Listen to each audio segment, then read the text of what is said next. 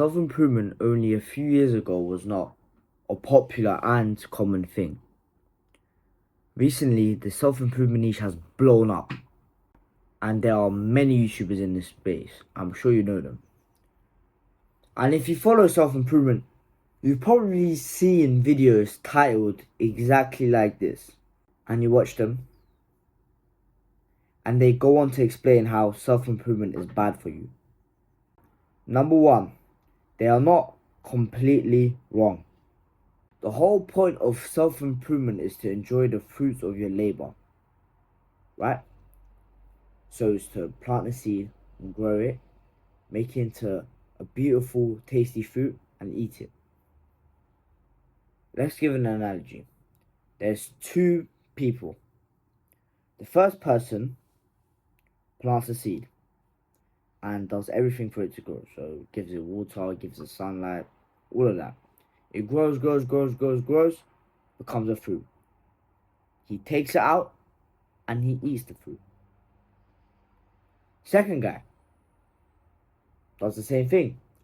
Plants the seed, gives it sunlight, gives it water, lets it grow, and it becomes a fruit. So what's different about these two? Well, person number one, when the fruit grew, he ate it. Person number two, when the fruits grew and became this beautiful thing, he's like, nah, I want the fruit to grow even more. So he grows some more.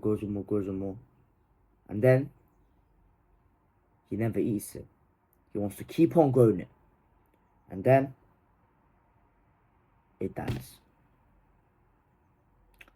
That's exactly what can happen to your life. Now, this is not an excuse for laziness.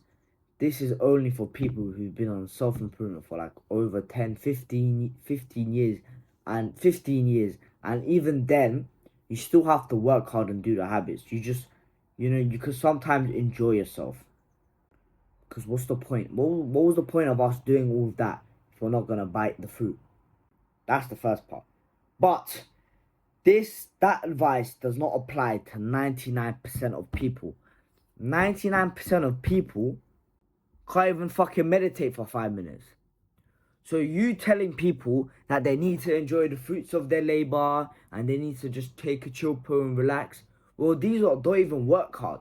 So you telling them to not work hard, kind of, is them thinking, oh yeah, I don't have to work hard. Because they don't work hard anyways. They'll find any excuse not to work hard. So that's why them kind of videos get so many views, because people don't feel like doing the hard work. That's why you don't see any videos titled "Why Self-Improvement is Amazing for You" getting more views than "Why Self-Improvement is Ruining Your Life." Look at the fucking view difference.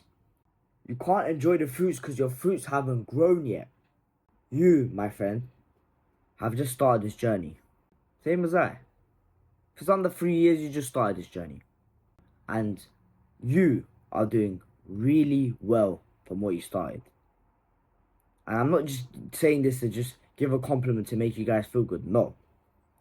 If you've been on self-improvement for at least 6 months and you've been working out, forget all the other habits. If you've been just working out and you're not even that consistent, like twice a week or once a week, you are ahead of a big percentage of the population. 95% of people don't even work out at all. You're already ahead of 95% of people just because you work out twice a week. That's how easy it is to beat the competition. The 95% are just the easiest. Actually, I say 90%. 90%. 90% of people are just losers. Like, I'm not trying to be rude. They don't do the bare minimum exercise to not be a fat piece of shit. You could do exercise 20 minutes a day for the rest of your life and you look better than 95% of the population. That tells you something. Everyone is lazy. Well, this is a bad thing and also a good thing. That means the competition is fucked. But when you get to the top 10%, then it gets hard. People are on the same level as you. They're trying to become successful. You're trying to become successful. They're trying to get a six-pack. You're trying to get a six-pack. And then it gets to top 1%. Now, top 1% is not an easy game. The top 1% are like the YouTubers you see on the self-improvement niche. They are destroying the competition, but they are also competing with each other on a completely different level than the people at the bottom. They are hyper competitive men. That's the top 1%. But the top 90% don't even fucking brush the back of their tongue properly. Do you think these successful men in this self-improvement niche like Hamza didn't procrastinate and didn't relapse 10,000 times?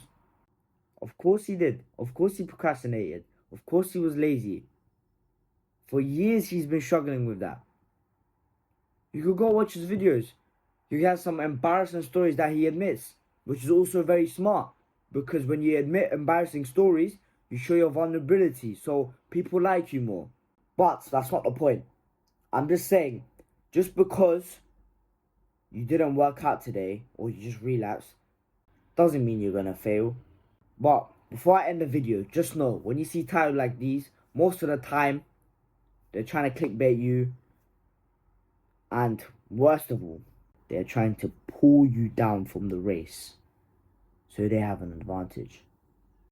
Imagine there's a race, a big race. And at the end, you win the best life that you want.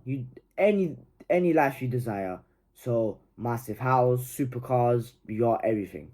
Everything you want. And there are people ahead of you in this race. So we think of these people as like Andrew Tate, Hamza. And we're at the back. These people turn around during the race, even though they're ahead of us, and they'll tell us, bro, come here.